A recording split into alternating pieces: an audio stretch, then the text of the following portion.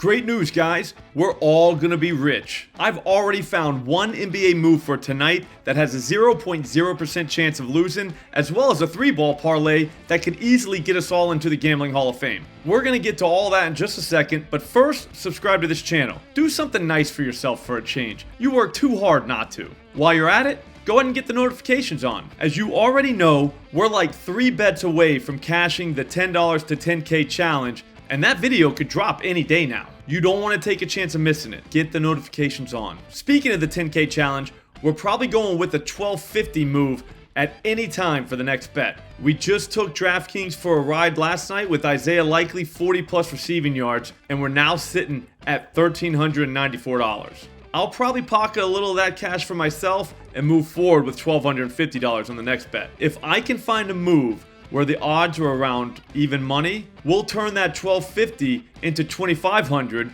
which will then turn into $5K, which will then turn into $10K. Like I said, 3 more bets. Not sure when it will be. We'll just wait for the board to give us something sweet. One thing I do know, we won't be doing it at DraftKings. After smoking them last night, they're back to not even let me bet $100. As you can see, we're a little bit apart at the moment with wager amounts. We'll get it figured out though. That's why I had to go to ESPN Bet for our first move of the day, Bojan Bogdanovic over 20.5 points, even money. I love this bet. I was ready to fire away at this thing for the next ladder move, but the books made me stay patient. Whatever, I don't blame them. Here's the thing about Bojan. He's getting at least 21 tonight. He's coming off a 19-point performance against this same Brooklyn Nets team the other night. He was right there. Now, he gets to go back and get the Nets in Detroit, where he does his best work. He averages 2 more points per game at the Little Caesars Arena than he does on the road. That 2 points would have come in handy last time. I know people are going to say that he only scored 8 points in his last game at the Little Caesars Arena,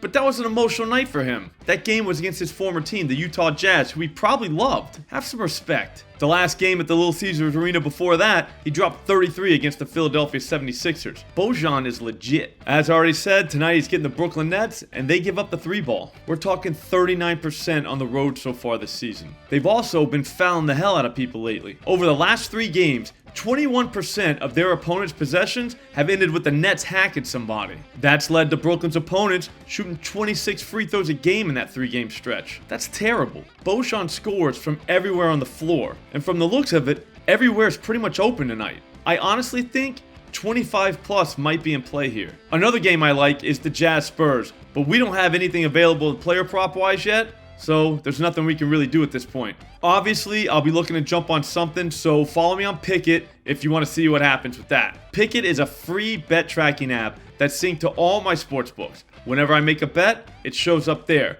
and it tracks the results too. If you don't have it, download it from the App Store for free. Use promo code SLOPSLOCKS, and they'll actually give you cash. Before we go, we can talk a little about a 3-ball parlay that I put together for the people. I did it at Fanatics because they gave me a profit boost, but it can really be done anywhere. The reason why this is for the people and not really for me is because they limit me to $5 on these things, which sucks, but whatever. Action's action. The first guy I threw in this thing is Bojan Bogdanovic, 2 plus made 3s.